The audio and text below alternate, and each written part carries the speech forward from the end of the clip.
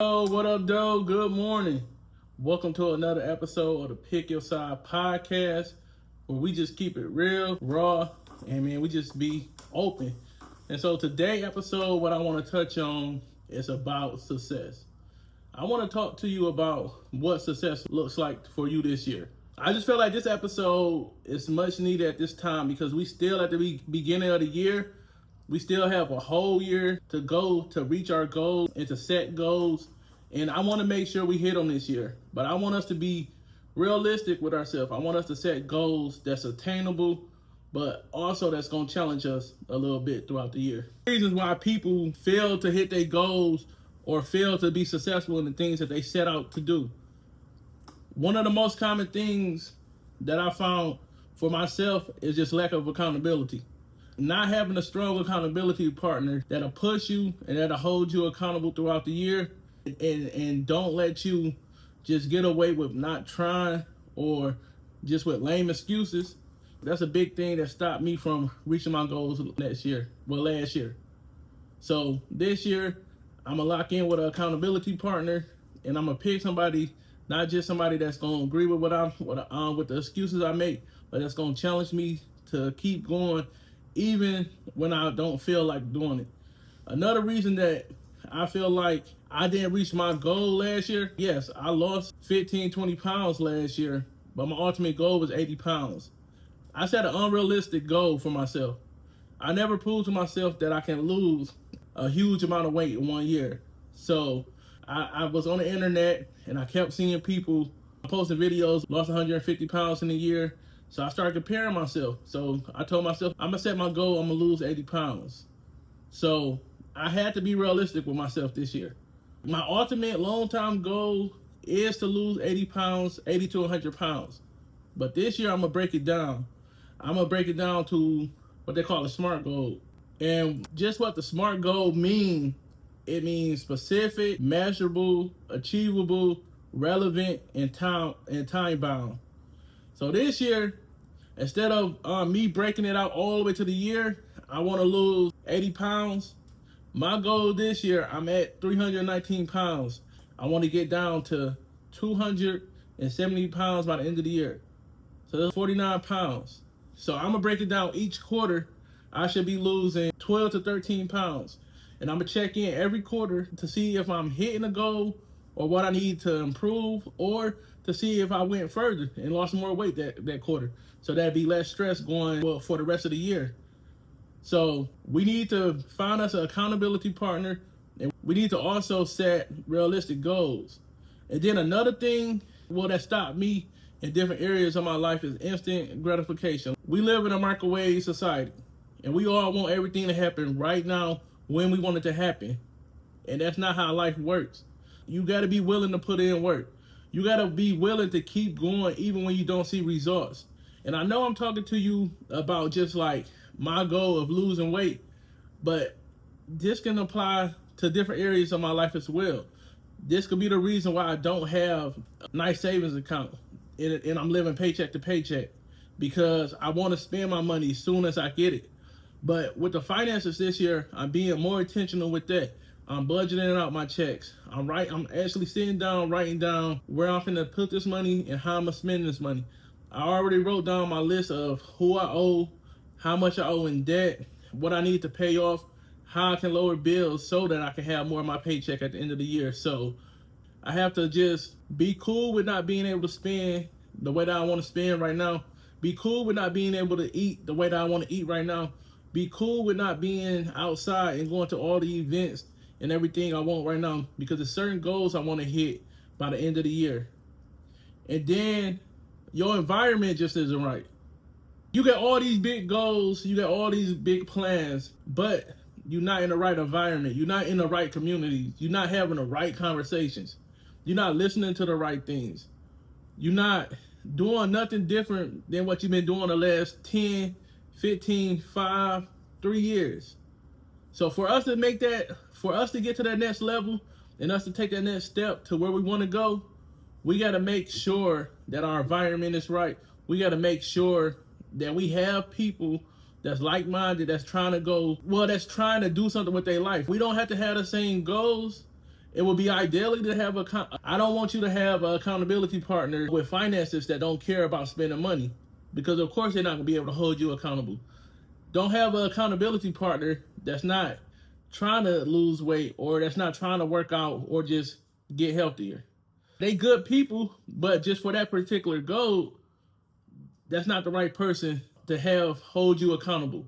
And you don't be that person, I can hold you accountable and you lie to yourself. So let's make sure that we pay attention, we be mindful of what we listening to, who we keep around, what we consume daily, and that's not just with food, but also with entertainment, social media. Be mindful of what you watching on a consistent basis, because that can also stop you from getting to your goals this year. And then I did the lack of accountability, instant gratification, and my biggest thing is inconsistent discipline. My biggest issue is not being disciplined. I can get up in these first 3 months, I'm running. I'm doing what I need to do. I'm eating right. I'm watching the right things. I'm reading my Bible. I'm reading my books. I'm in devotionals. I'm on the morning calls. I'm doing everything that I need to do. But it's like once I reach a certain goal or a certain spot and I start seeing results, I tend to take my foot off the gas and I let up a little bit. And then I just start letting excuses creep in. But we're not doing that this year. This year, we're going to lock in, we're going to stay focused, and we're going to do what we need to do to make sure that we hit these goals. So I want you to go ahead and just put that foot on that gas, and we ain't letting up until we get to where we want to be. And even then, once we get to that spot, it's going to be some new goals that we're going to go after. And then this year, you got to you got to get used to being uncomfortable. You got to become comfortable. How the saying go? You got to get used to being uncomfortable, or you got to get comfortable with being uncomfortable. You know what I'm trying to say. Look, I told you I ain't perfect, but look, we can't sit in our comfort zone. Our comfort zone is keeping us complacent, keeping us stuck, and just keeping us where we at right now. I'm grateful for life. I'm grateful for what God blessed me with. I'm grateful for the people in my life. I'm grateful for the house, the cars, the income that I'm making. But I know deep down inside, I want more. And I know deep down inside, God got more for me. God want me to impact more people. God want me to be able to motivate and encourage people to do the right thing. So that's what I'm going to do. And I'm going to lean into that. So what success looks like for me today? It's a couple of different things that I have, and I'm going to go over. My word for the year is execution. And we broke it down in different sections of what do I want to execute on. So I'm going to share a few with you. So I want to work on personal development. So that's reading more books, that's finding a mentor, and that's coaching. And then the second thing is faith. I want to do more devotionals. I want to be able to get back to going to church on a regular, in person, and not just online, and just read daily Bible verses that can help me get through the day. And then finances, of course, I want to pay off some debt, have a savings. I'll say, if I'm being realistic, I want to get at least $5,000 in my savings by the end of the year. And that's in the savings where I know I'm not touching, and that's for emergency funds strictly. And then I want to start investing $60 a week in the stock market. That's all smart goals that I can get. And then with my marriage, I want to get back to giving my wife flowers weekly. I slipped up last year. I was going hard for about 8-9 months. And then it'll be like every 3 weeks or so. Definitely got to get back on that. Happy life. And my wife deserves the world, so I can do that small thing by getting the flowers. More dates, and just make sure I'm pouring into my wife. Make sure I'm supporting her and uplifting her daily. And just making sure I'm being exactly who I need to be for me and for her and for our kids. And then just with the kids, just more intentional quality time. I work from home. I'm at home. I'm with my kids, and we do things, but I could be on my phone sometime while we trying to play. So make sure I'm putting my phone down and paying attention to my kids and actually spending that time with it. Well, actually spending that time with them so that we can make sure that our bond is good and we just have a bunch of memories growing up. Continue our movie nights on Fridays, making sure that regardless of what's going on, we take that Friday night to have that movie night and have more game nights. I also will be going back to Detroit this year to see my family. I will start going back to Knoxville more often so I can spend time with the people I grew up with.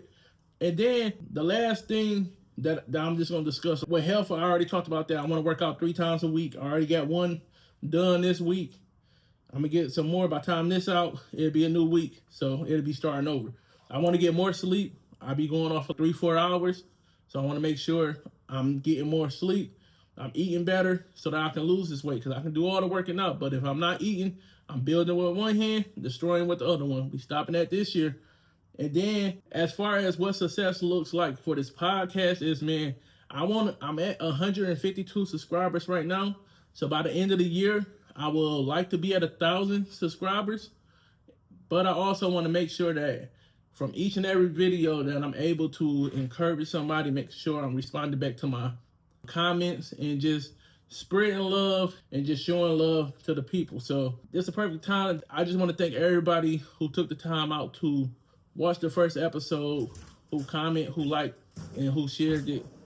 Thank you for that. Most people don't fail because they can't succeed. They fail because they stop showing up. So my question to you, and I need you to pick your side. Are you going to be the person that show up regardless of what's going on? Or are you going to be that person that's going to be looking back on your 2026 the same way you did the last 10 years? If I would have did this, I'd be in a better position. So the choice is yours. Drop a comment. Make sure you share and subscribe. But see you next week on the next episode.